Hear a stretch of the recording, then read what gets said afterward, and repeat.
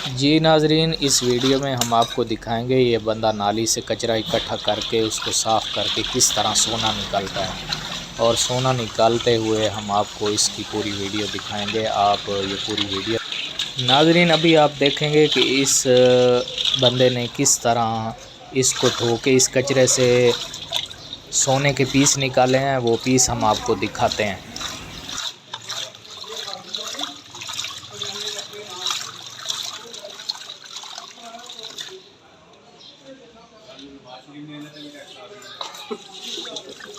तो बड़ी यारी आई है जी टीवी पे।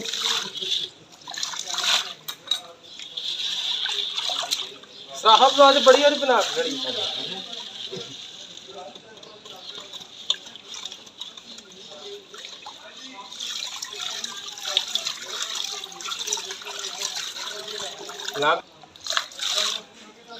मजदूरी हो जाती है जी।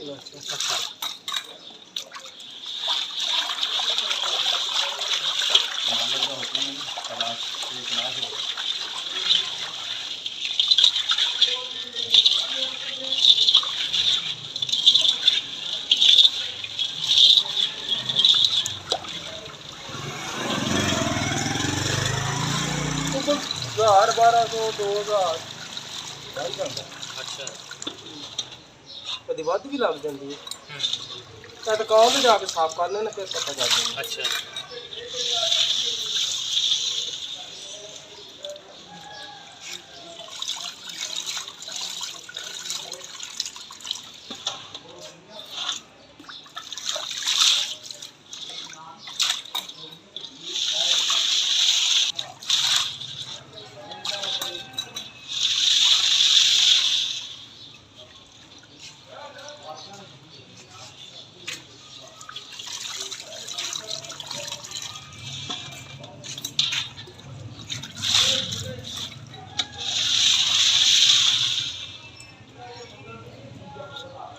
कारखाना का अच्छा सही 4-5 प्रोसेस होते हैं। 4-5 प्रोसेस के बाद हाँ जी हाँ जी अजय इकट्ठा करने पे है ना। हाँ जी तो कहाँ पे जाके जरा चेक करांगे। सही गला के ठीक इंज नहीं पता चलेगा। सही ना तो समझ आती ना मन समझ आएगी। हाँ जी हाले दे मिक्स है हर चीज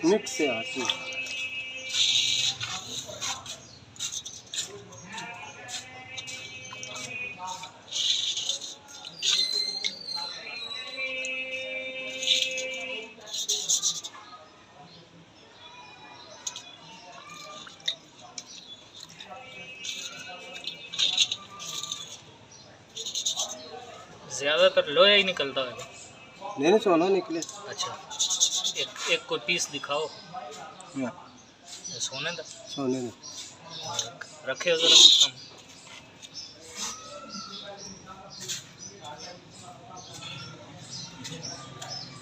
सोना निकले सही निकले ना। हाँ जी इस गल के किस तरह निकलता है कोई वजह है नहीं बात ये आई ऐसी नहीं समझते फिरदा है हर जगह।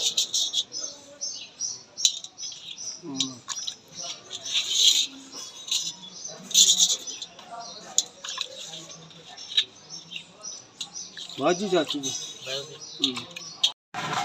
जी नाजरीन, तो आपने देखा है नाली से रेत और कचरा इकट्ठा करके उसको छान के इस तरह की भट्टियों में लाया जाता है।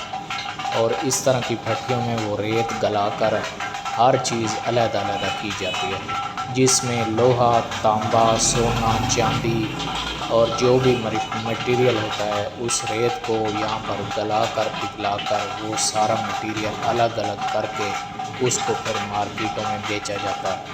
और यूँ ये लोग अच्छा खासा रिज़्क बना लेते हैं और इनकी मज़दूरी ठीक ठाक बन जाती है। ये एक मेहनत तलब काम है और इसको यही लोग कर सकते हैं जो इस फ़न से वाकिफ़ होते हैं। आपने देखा है कि नाली से निकलने वाले कचरे के साथ कितने लोगों का रिज़्क वाबस्ता है और किस तरह मेहनत करते हैं।